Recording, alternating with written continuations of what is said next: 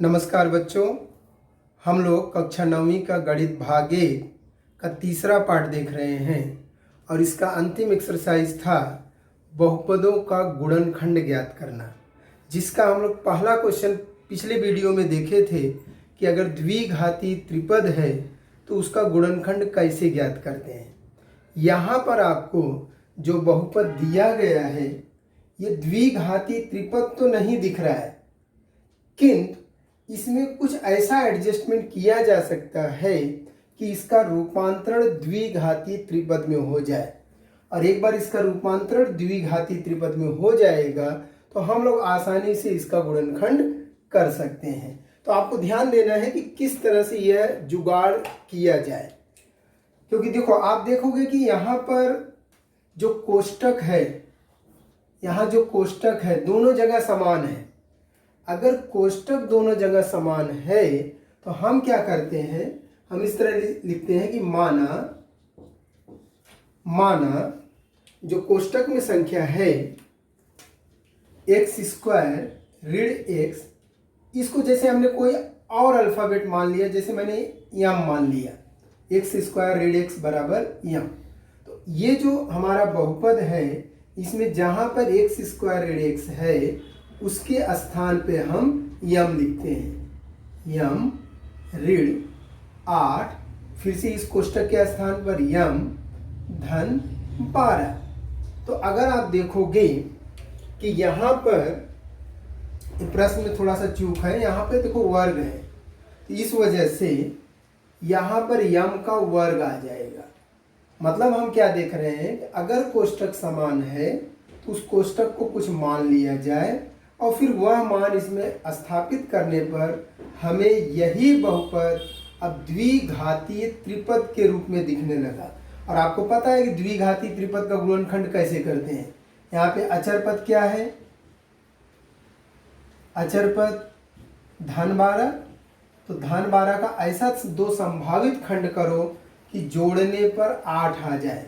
तो देखो 12 का खंड तो वैसे 12 गुणे 1 होता है, 6 गुणे 2 भी होता है, 4 गुणे 3 भी होता है, लेकिन हमें ऐसे खंड पर विचार करना है या ऐसी जोड़ी पर विचार करना है जिसे जोड़ने पर 8 आ जाए। और वो ऐसी जोड़ी आपको कौन सी मिलेगी यहाँ पर इस सवाल में, ऐसी जोड़ी कौन सी बनेगी, 6 और 2, क्योंकि 12 और 1 जोड़ोगे तो 13 हो जाएगा, 4 और 3 जोड़ोगे तो 7 हो जाएगा, लेकिन 6 और 2 जोड़ोगे तो 8 आएगा। इसका मतलब हुआ कि हम यहाँ पर यम² ऐसे ही लिखें, 12 ऐसे ही लिखें, 8 के स्थान पर 6m और 2m लिखा जा सकता है। अब यहाँ देखो ऋण है, मतलब बड़े वाले को ऋण चिन्ह देना है, और जोड़ने की प्रक्रिया है तो दोनों चिन्ह समान होना चाहिए। जब आप इसको रिवर्स करोगे तो यही आना चाहिए कि चिन्ह समान है, जुड़ जाएगा, 6 2 8 बड़े वाले का चिन्ह। इसका मतलब हमने ये इसके स्थान पे ये जो 2 पद लिखा है बिल्कुल सही है। अब यहाँ पर फिर से 2 2 की जोड़ी बन गई, कुल 4 पद आपको दिखाई दे रहे हैं, कुल 4 पद दिखाई दे रहे हैं। तो यहाँ पर 2 2 की जोड़ी बनाने से हमें इन दोनों में कुछ कॉमन दिखाई देगा। यम कॉमन है, यहाँ से यम, यहाँ से 6, इन दोनों में कुछ कॉमन दिख रहा है। 2 से दोनों में भाग जाएगा, यहाँ 2 कॉमन ले लिए तो यहाँ यम आ गया, यहाँ 2 से भाग दोगे तो क्या आएगा, 2 छंग 12। लेकिन एक सावधानी आपको रखना है, जब ऋण कॉमन लेते हैं ना चिन्ह बदल जाता है। और इससे फायदा क्या हुआ, दोनों कोष्टक समान है तो कोष्टक को कॉमन ले लिए, यहाँ से क्या बचा यम, यहाँ से क्या बचा 2। तो अभी हमने देखो इस द्विघाती त्रिपद का गुणनखंड किया, लेकिन हमारा मुख्य प्रश्न ये है, मतलब ये यम का मान हमें फिर से यहाँ रखना है। यहाँ रखना है मतलब क्या करना है कि आपको इस यम के स्थान पर फिर से क्या लिखना है, x² ऋण x, और ये ऋण 6 जैसा है वैसे ही। ध्यान दो ये कहाँ से आ गया, यम की जगह हमने क्या लिखा है, x² ऋण x, और इस कोष्टक में भी यहाँ पे यम की जगह पे क्या लिखोगे, x² ऋण x, और ये ऋण 2। तो मैं यहाँ ब्रैकेट में लिखूंगा यम का मान पुनः रखने पर ठीक है। तो देखो हमने इसका गुणनखंड देखा जाए तो कर दिया, हमको इसका कितना गुणनखंड प्राप्त हुआ, 1 और ये 2। जैसे कभी कभी होता है ना कि 12 का अगर गुणनखंड करना है तो हमारे दिमाग में आएगा 6 गुणे 2, हो गया गुणनखंड। लेकिन अगर और बारीकी से विचार करोगे तो इस 6 का और गुणनखंड हो सकता है 2 गुणे 3, मतलब इस 12 के 3 गुणनखंड हो सकते हैं। उसी तरह अगर हम बात करें कुछ और संख्या का तो उसके अलग अलग गुणनखंड हो सकते हैं। तो उसी तरह यहाँ पर आप देखोगे कि ये जो अंदर कोष्टक में एक खंड है ये भी द्विघाती त्रिपद है। ये जो कोष्टक में आपको पद दिख रहा है या बहुपद दिख रहा है ये भी द्विघाती त्रिपद है। मतलब क्या इसका हम और गुणनखंड कर सकते हैं? देखो 6 का ऐसा 2 खंड घटाने पर 1 आ जाए, ये तो बिल्कुल हो सकता है। 6 कम 6 घटाने पे 5 आएगा, लेकिन 3 दूनी 6, तो 3 में से 2 घटाने पर 1 प्राप्त होगा। इसका मतलब इसको हम और आगे गुणनखंड कर सकते हैं। और उसके लिए ध्यान क्या देना है, इस x के बदले में हमने 2 खंड कौन सा सोचा, 3 और 2, तो 3x और 2x, लेकिन चिन्ह यहाँ ऋण है तो बड़े वाले को ऋण, घटाना है तो दोनों चिन्ह अलग अलग। ठीक इसी तरह अगर आप इस कोष्टक पे विचार करोगे 2 का 2 खंड घटाने पर 1 आ जाए तो 2 1 कम 2, मतलब ये भी पॉसिबल है। देखो अगर ना पॉसिबल हो तो उसको वैसे ही उतार लेंगे, लेकिन अगर संभव है तो उसका और गुणनखंड किया जाता है। तो मतलब इसको हमने क्या सोचा, ऋण 2x और धन 1x, ऋण 2। 2 का 2 खंड, 2 1 कम 2, 2 और 1 लिखा, यहाँ ऋण है तो बड़े वाले को ऋण, घटाना है तो एक ऋण तो दूसरा धन।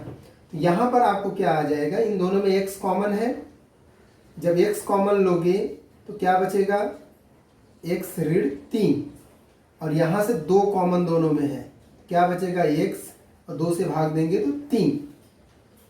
ठीक है। ठीक इसी तरह इस कोष्टक पर विचार अगर किया जाए तो x कॉमन है, यहाँ x ऋण 2, यहाँ कुछ कॉमन नहीं है तो 1 कॉमन लिए तो x ऋण 2। फिर से यहाँ हम कर रहे हैं, कोष्टक समान है तो कोष्टक को एक बार लिख दिए, यहाँ से क्या बचा x, यहाँ से क्या बचा 2। यहाँ पर भी ध्यान दोगे तो कोष्टक समान है तो कोष्टक को कॉमन ले लिए, यहाँ से क्या बचा x, यहाँ से क्या बचा 1। तो इस तरह से एक्चुअली ये जो आपको बहुपद का गुणनखंड करना था, सबसे पहले हमने इसका रूपांतरण द्विघातीय त्रिपद में किया। इससे हमें आसानी से उसका गुणनखंड करना संभव हो गया।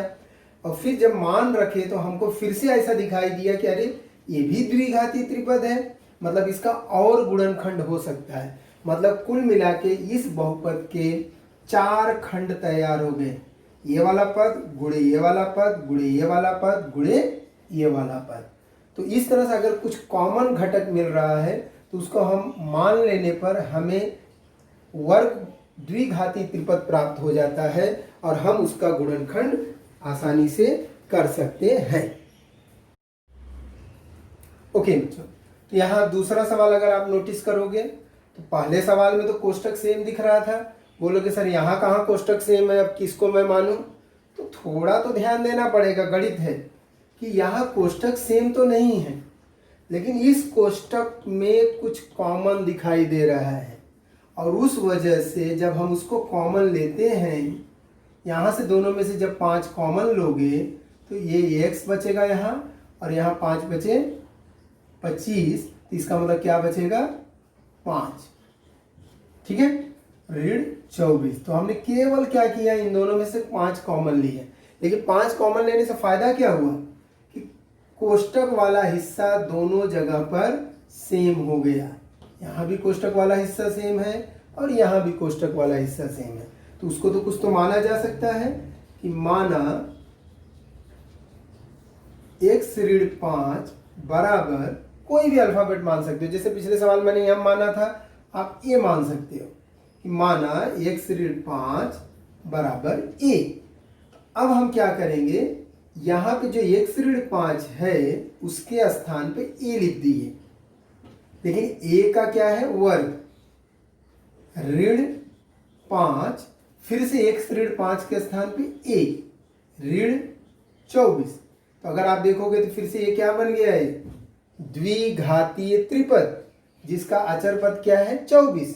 मतलब अचर पद का हम ऐसा दो खंड करते हैं कि इस बार क्या है, घटाने पर 5 आ जाए। देखो 6 चौक 24 होता है, 12 दूनी 24 होता है, 8 त्रिक 24 होता है। आप अलग अलग जो भी दिमाग में है सोच सकते हो। 24 एकम 24 होता है, लेकिन आपको विचार किस पर करना है, जो आपको घटाने पर 5 दे सके, और वो कौन है, 8 और 3। ये आपको घटाने पर 5 देगा। इसका मतलब हमें ये ऐसे ही लिखना है, लेकिन इसके बदले में 8a और 3a ऋण 24। देखो चिन्ह, यहाँ चिन्ह ऋण है मतलब बड़े वाले को ऋण, घटाना है तो चिन्ह अलग अलग होना चाहिए। अब इन दोनों में क्या कॉमन है, a, इन दोनों में क्या कॉमन है 3, 3 से भाग दोगे तो 3 अठे 24, कोष्टक समान है। यहां से क्या बचा है a, यहां से क्या बचा 3। कभी कभी क्या होता है, इतना करने पर आप छोड़ दे तो एक सवाल हो गया, पर याद रखो आपको इसका गुणनखंड करना है। हमने तो इसका गुणनखंड किया, अब समय आ गया है कि इस a का मान को हम फिर से रख दे जो हमने माना था, कि बराबर इस a के बदले में हम क्या लिख सकते हैं, x ऋण 5। ध्यान दो, a के बदले में हमको क्या लिखना है, x ऋण 5, और ये ऋण 8 जैसा है वैसे ही, और यहाँ पे a के बदले में फिर से x ऋण 5, और जो धन 3 है वैसे ही। ये हमने क्या किया, a का मान पुनः रखने पर, या कहो कि पुनर्स्थापित करने पर। देखो आप ध्यान दो, पिछले सवाल में मान वापस रखने पर यहाँ पे वर्ग आ जा रहा था, तो उसके वजह से वे द्विघाती त्रिपद बन गया था। लेकिन यहाँ पर वो प्रॉब्लम आपको नहीं आएगा, ये दोनों सजाती हैं, चिन्ह समान है, जुड़ जाएंगे, बड़े वाले का चिन्ह। ये दोनों फिर से सजाती हैं लेकिन चिन्ह अलग अलग है, घट जाएगा, बड़े वाले का चिन्ह। यहाँ पर इसका गुणनखंड सिर्फ इतना ही हुआ, अब इसमें आगे बढ़ने की कोई जरूरत नहीं है। ओके बच्चों, यहाँ तीसरे सवाल पे ध्यान दो। फिर से आपको एक बहुपद दिया है, इसका गुणनखंड करना है। अब यहाँ नोटिस करोगे आप, जो कि बहुत इंपॉर्टेंट बात है, आपको बार बार समझना होगा कि कोष्टक यहाँ पर जो भी दिया गया है, यहाँ पूरा कोष्टक तो समान नहीं है, लेकिन उसका कुछ हिस्सा दोनों में सेम है। अगर ऐसा है तो भी हम क्या कर सकते हैं कि माना x² ऋण 6x बराबर कुछ अल्फाबेट, दूसरा अल्फाबेट मान लें, जैसे मैं यहाँ पर a मान रहा हूँ। तो इस वजह से अब हम क्या करेंगे, इस x² ऋण 6x के बदले में क्या लिख देंगे a, लेकिन उसका क्या है वर्ग, ऋण 8। फिर से यहाँ देखो, सिर्फ इसके बदले में हम क्या लिख सकते हैं a, लेकिन ये धन 8 जैसा है वैसे ही रहेगा, और ऋण 64 जैसा है वैसे ही रहेगा। अब इस वजह से यहाँ पे जो प्राप्त हुआ, इसको अगर आप सरल करोगे तो 8 का गुणा दोनों में होगा, 8 ये ऋण 8 64 ऋण 64, a का वर्ग ऋण 8 ये।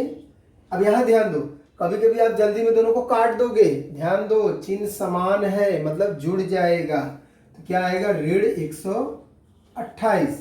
फिर से ये क्या है द्विघाती त्रिपद, मतलब इस अचर पद का ऐसा दो खंड करो कि घटाने पर हमें 8 आ जाए।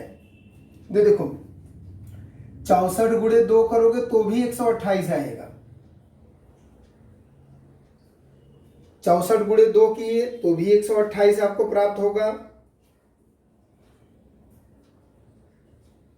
16 गुणे 8 करोगे तो भी 128 प्राप्त होगा, और अगर आप सोचोगे तो 32 गुणे 4 करोगे तो भी 128 प्राप्त होगा। देखो 4 दूनी 8, 4 तिहाई 12, लेकिन आपको सोचना वो जोड़ी है जिसको घटाने पर 8 आ जाए, और वो जोड़ी यहाँ पे कौन सी दिखाई दे रही है, 16 और 8। देखो इसमें कभी कभी टाइम लग सकता है, अगर टाइम लगे तो आप ऐसा गुणन अभाज्य गुणनखंड कर लो और उसमें 2 संख्या 3 संख्या का ग्रुप बना के जोड़ी बनाने की कोशिश करो और डायरेक्ट आता है तो अच्छी बात है। तो यहाँ पर आप क्या लिख सकते हो, a का वर्ग 16a 8a ऋण 128। देखो मैं कभी भी ये चिन्ह हमेशा तुरंत नहीं लगाता हूँ, क्योंकि चिन्ह में गड़बड़ी होगा तो पूरा सवाल गलत हो जाएगा। हाँ, यहाँ जो चिन्ह है बड़े वाले को घटाना है तो चिन्ह अलग अलग। इन दोनों में कॉमन क्या है a, इन दोनों में कॉमन क्या है 8, क्योंकि 8 से दोनों में भाग जाएगा।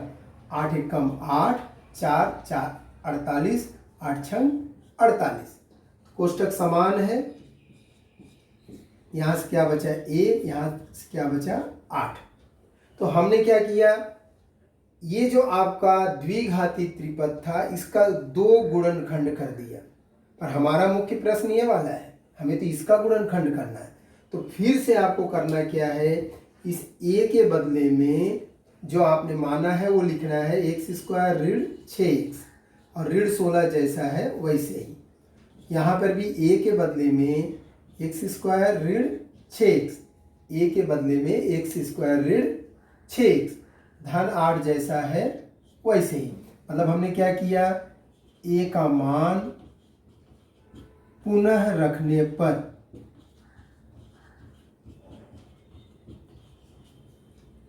अब देखो पिछले सवाल में हमारा काम यही खत्म हुआ था, लेकिन उसका अगर पहला सवाल अगर ध्यान दोगे तो वही स्थिति बन रही है। ये द्विघातीय त्रिपद है, ये भी द्विघातीय त्रिपद है, मतलब क्या इसका और गुणनखंड किया जा सकता है। 16 का 2 खंड घटाने पर 6 आ जाए, आप तुरंत सोच सकते हो 8 दूनी 16, 8 में से 2 घटाएंगे 6।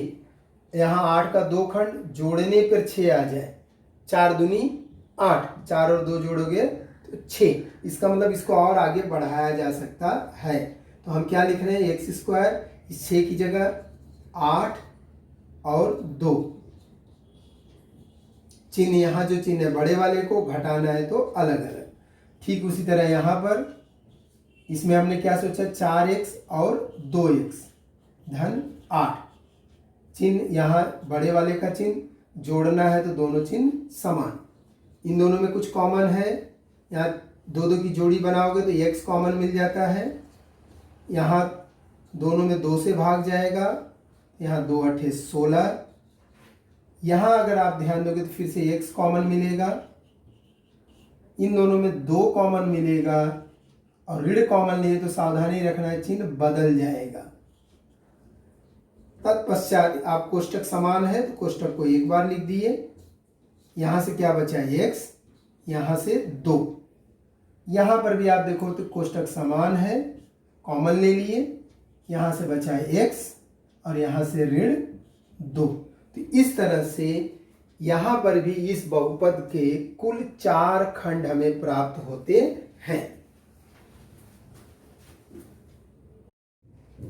ओके बच्चों, यहाँ पे इस क्वेश्चन में दूसरे का चौथे सवाल पे अगर आप विचार करोगे तो यहाँ पे 2 कोष्टक हैं। अगर ये ऋण 35 नहीं होता तब तो यही आपका गुणनखंड है। जरा बात को समझने का प्रयास करो, अगर ये ऋण 35 नहीं होता तो यही गुणनखंड है, लेकिन यहाँ पर ऋण 35 की वजह से ये आपका गुणनखंड नहीं रह गया। यहाँ पर आपको 2 पद दिखाई दे रहे हैं, ये पूरा एक पद, ये दूसरा पद, इसलिए अब इसका गुणनखंड करना पड़ेगा। लेकिन मजे की बात यह है कि यहाँ पर ब्रैकेट के जो प्रथम 2 पद हैं दोनों जगह पर सेम है, तो इसका मतलब इसमें फिर से कुछ एडजस्टमेंट किया जा सकता है कि माना x² ऋण 2x बराबर, जैसे कि मैंने मान लिया a, तो यह मान यहाँ रखोगे, इस पूरे के बदले में a लिख दिए और यहाँ धन 3। फिर से यहाँ पर भी इस पूरे के बदले में a लिख दिए, यहाँ धन 5 ऋण 35। अब फिर से ये इस तरह से आपको प्राप्त होगा, पहले इसका विस्तार करना पड़ेगा, है तो गुणनखंड, लेकिन ये पूरे पर अगर विचार करोगे तो गुणनखंड नहीं है। तो ये जो 2 खंड है इसका विस्तार किस तरह से होगा, इस a का गुणा पूरे a धन 5 में, फिर धन 3 का गुणा a धन 5 में, ऋण 35 जैसा है वैसे। यहाँ आपको a² धन 5a, यहाँ धन 3a, धन 3 का गुणा इसमें करोगे तो 15 ऋण 35।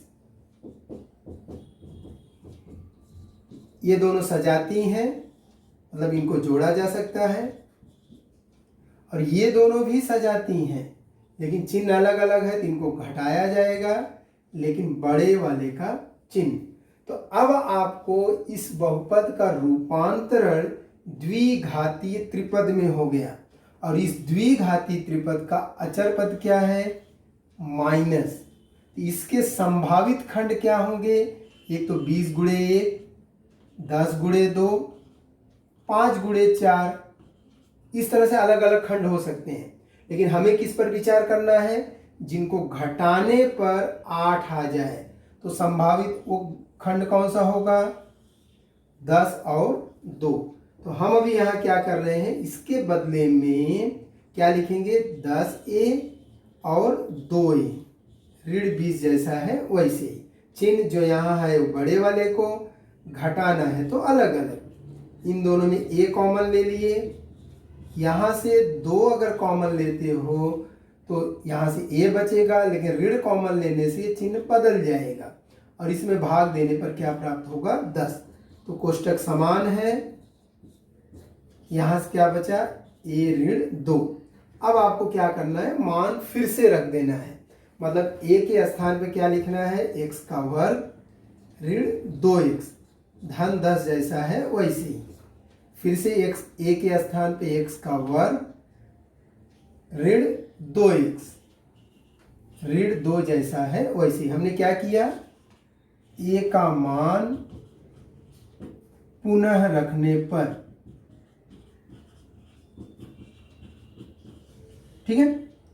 अब देखो फिर से ये आपका द्विघाती त्रिपद दिख रहा है, ये भी द्विघाती त्रिपद दिख रहा है। इसका मतलब इसका और गुणनखंड हो सकता है। तो जरा विचार करें, 10 का ऐसा दो खंड जोड़ने पर 2 आ जाए। देखो 10 का ऐसा दो खंड जोड़ने पर 2 आ जाए, तो 10 का खंड तो ये होगा और ये होगा। इनमें से कोई ऐसा है जिनको जोड़ने पर 2 आ जाए? क्योंकि हमें मध्य पद 2 है, इन दोनों को जोड़ोगे तो 7 आएगा, इन दोनों को जोड़ोगे तो 11 आएगा।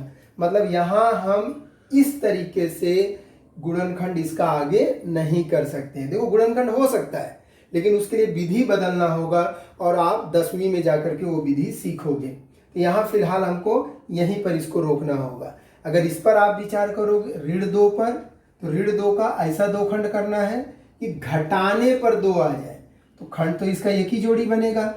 क्या इन दोनों को घटाने पर 2 आएगा? नहीं आएगा। 2 में से 1 घटाने पर तो 1 आता है।